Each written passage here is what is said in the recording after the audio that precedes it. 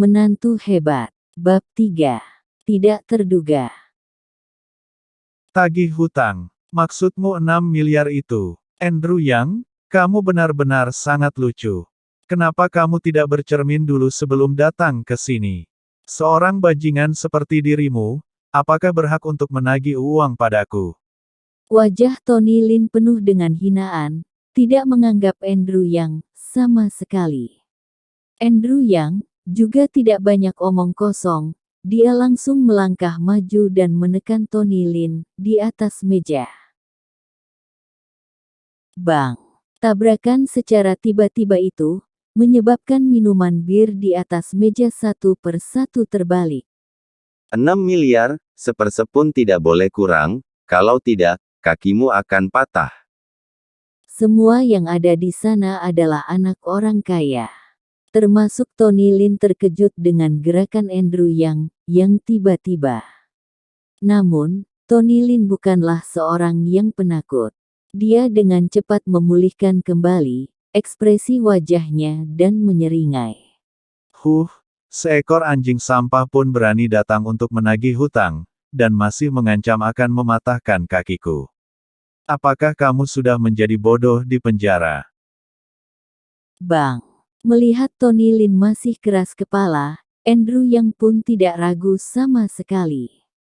Dia mengambil sebotol bir, dan melemparkan botol bir itu di kepalanya. Pecahan botol kaca bir pun terlempar kemana-mana. Segera transfer 6 miliar ke rekening perusahaan kakakmu. Kalau tidak, aku akan melakukan apa yang kuucapkan. Rasa sakit dahsyat yang datang dari kepalanya, membuat Tony Lin terkejut dan panik. Sialan, bukankah Andrew yang ini hanyalah orang tidak berguna yang hanya bergantung pada wanita? Mengapa sekarang menjadi begitu ganas? Kakak ipar, aku akan membayar hutang sekarang juga. Tolong jangan patahkan kakiku. Tony Lin dengan canggung mengeluarkan ponsel dari sakunya, dan kemudian mentransfer uang ke perusahaan Alice Lin di depan Andrew Yang. Setelah menagih kembali hutangnya, Andrew Yang pun meninggalkan ruang VIP 888.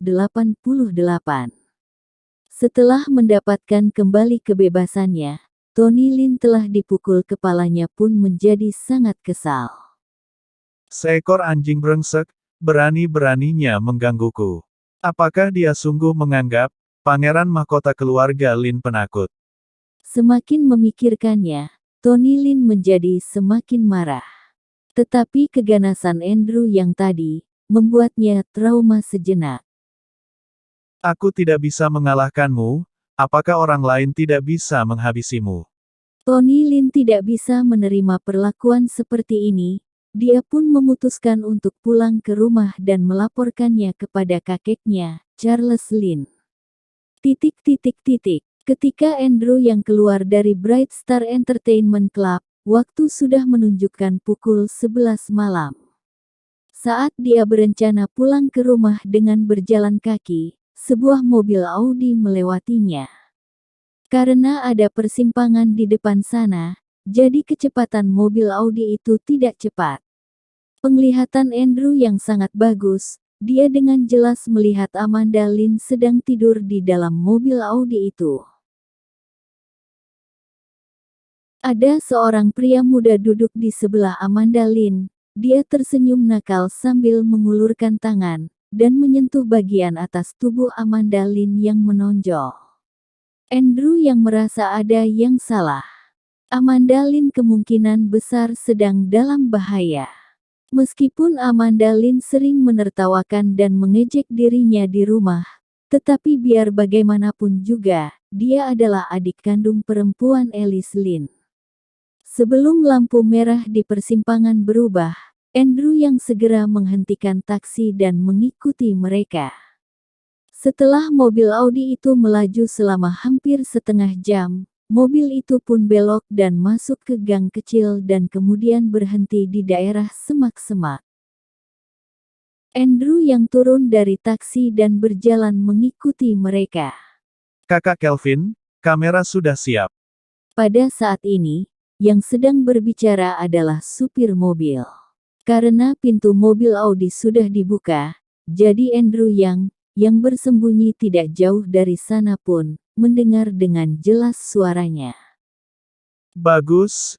Ingat untuk mengambil foto yang jelas nanti, terutama wajah wanita ini. Amanda Lin ini biasanya bersikap begitu angkuh, biar bagaimanapun juga aku adalah anak orang kaya. Aku sudah mengejarnya seperti anjing, dan dia pun sama sekali tidak memberiku muka, memaksaku untuk menggunakan trik gelap. Pria bernama kakak Kelvin itu berkata, sambil tersenyum nakal. Tenang saja, kakak Kelvin, kamera ini harganya puluhan juta, pikselnya sangat bagus. Supir itu tersenyum. Biasanya jika Kelvin Lee ada sesuatu, dia pasti akan mendapatkan sedikit imbalannya. Amanda Lin adalah seorang model, jadi dia pun sangat bersemangat. Seperti yang dipikirkan Andrew Amanda Lin benar-benar dalam bahaya, dan untungnya dia tidak sengaja bertemu dengannya. Supir itu menyalakan kamera dan beralih ke fungsi video. Kelvin Lee merobek pakaian terusan di tubuh Amanda Lin, dan tubuhnya yang putih pun seketika terlihat.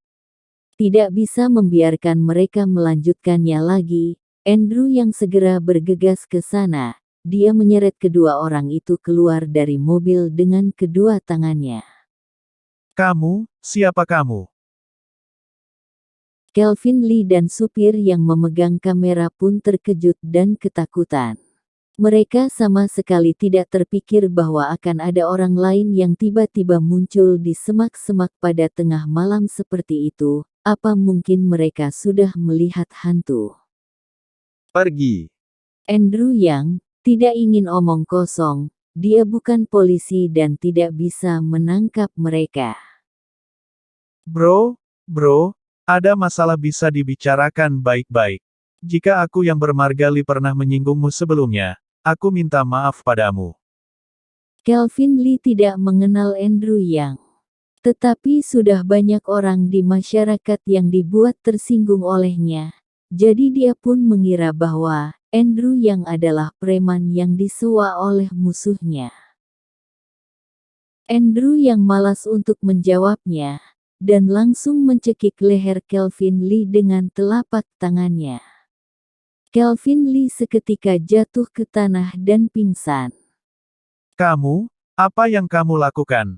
Supir itu terkejut dan belum sempat berteriak, dia pun dipukul sampai pingsan oleh Andrew Kedua orang itu pingsan, takutnya mereka tidak akan bangun sampai subuh. Setelah selesai memukul orang, Andrew baru memperhatikan Amanda Lin yang ada di dalam mobil.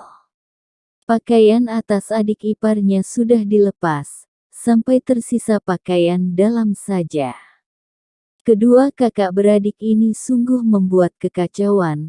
Siang hari kakaknya dibuat mabuk, dan malam hari adiknya diberi obat tidur.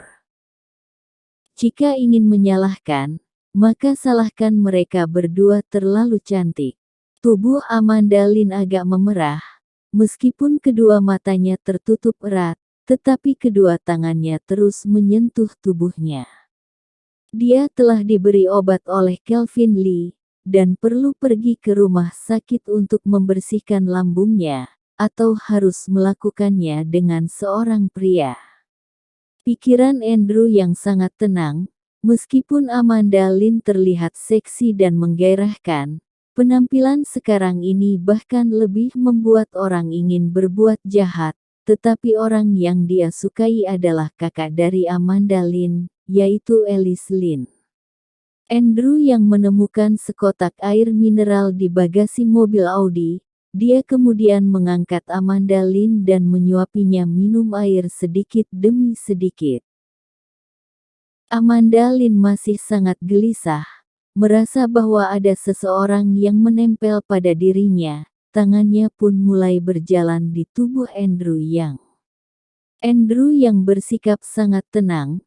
Setelah memberikan Amanda Lin minum beberapa botol air mineral, warna merah di tubuh wanita itu perlahan-lahan menghilang, dan gerakan di tangannya pun menjadi lambat. Pada saat ini, Amanda Lin membuka matanya sedikit dan melihat Andrew yang sedang memegangnya. Dia panik dan ingin berteriak, tetapi tubuhnya terlalu lemah dan dia pun pingsan lagi. Andrew yang mengambil ponselnya dan menelepon 120. Dia baru saja mengucapkan beberapa kata, lalu menutup telepon. Dia sama sekali tidak tahu alamat persis mereka di mana. Waktu seperti ini sudah tidak ada taksi lagi. Andrew yang hanya bisa memilih pulang ke rumah dengan berjalan kaki. 3 jam kemudian, Amanda Lin yang berbaring di ranjang rumah sakit perlahan membuka matanya. Apa yang terjadi semalam? Amanda Lin tiba-tiba terbangun dan duduk di tempat tidur. Dia telah berganti pakaian rumah sakit, dan di samping tempat tidur ada baju terusannya yang tersobek. Melihat itu, hati Amanda Lin langsung tenggelam ke laut yang dalam. Amanda Lin mulai mengingat semua yang terjadi sejak kemarin sore sampai sekarang. Dia menolak Kelvin Lee, anak orang kaya yang mengejarnya, dan Kelvin Lee masih juga menjeratnya, jadi dia pun memarahinya habis-habisan. Tanpa diduga, setelah itu, Kelvin Lee menyimpan dendam di hatinya, dan langsung berjaga di luar perusahaan Amanda Lin. Pada saat itu, Amanda Lin kerja lembur dan ingin kembali ke asrama. Dia baru saja keluar dari pintu depan perusahaan, lalu ditangkap oleh Kelvin Lee untuk masuk ke mobil. Dan kemudian dipaksa untuk memakan sesuatu, akhirnya, dia pun pingsan. Video selanjutnya. Bab 4.